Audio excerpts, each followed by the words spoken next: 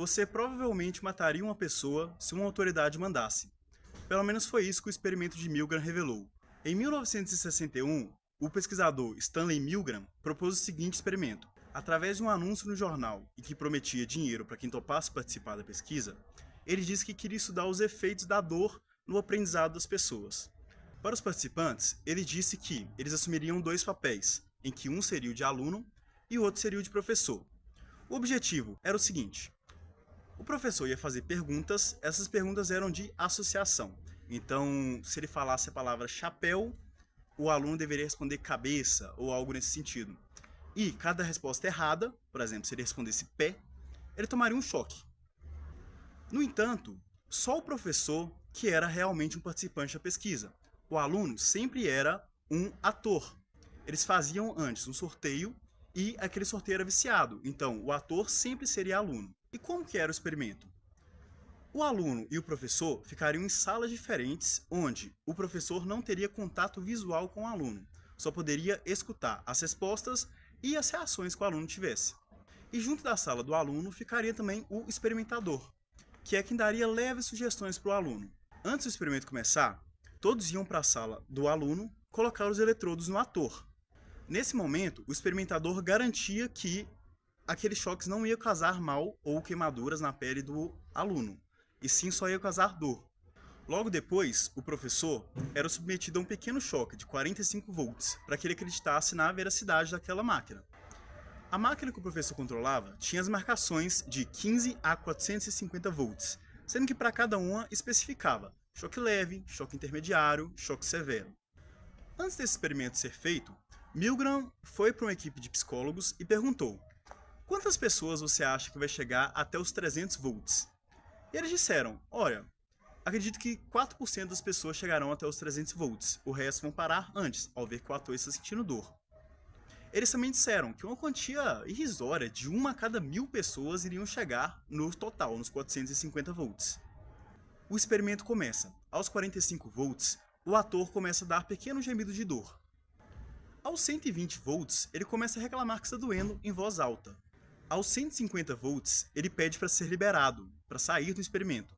Aos 285 volts, ele dá um grito agonizante. Daí em diante, ele não emite mais nenhum som. Como vocês podem imaginar, as pessoas não deram choques calados.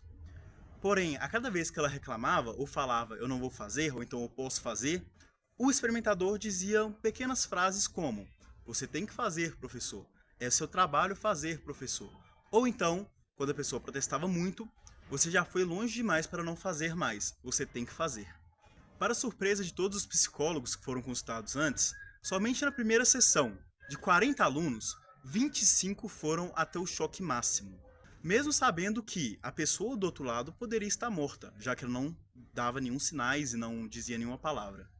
No resultado geral, 66% das pessoas foram até o final.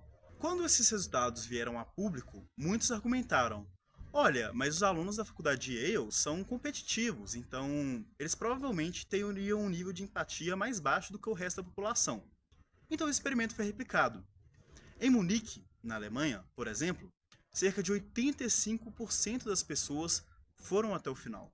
E em outros países que esse experimento também foi replicado, tivemos resultados parecidos, entre os 60% e 80%. É curioso a gente notar que, mesmo protestando, mesmo falando, perguntando se poderia fazer aquilo ou não, ou então indo contra, falando eu não vou fazer isso, após uma leve sugestão da autoridade, ali representada pelo experimentador, as pessoas continuaram e deram choque.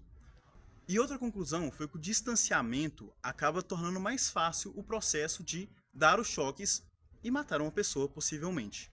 Quando você não vê a pessoa, não sente, não sabe quem ela é, o processo de decisão e de seguir a autoridade fica muito mais fácil. Você tem mais medo de desagradar aquela autoridade do que fazer uma atrocidade com uma pessoa. E uma outra conclusão foi que, ao você tirar a responsabilidade de uma pessoa, fica muito mais fácil que ela não pense nas ordens e simplesmente execute-as. Quando esse experimento foi feito com o professor decidindo a quantidade de choques que ele ia dar para cada pergunta errada, pouquíssimas pessoas passaram dos choques leves.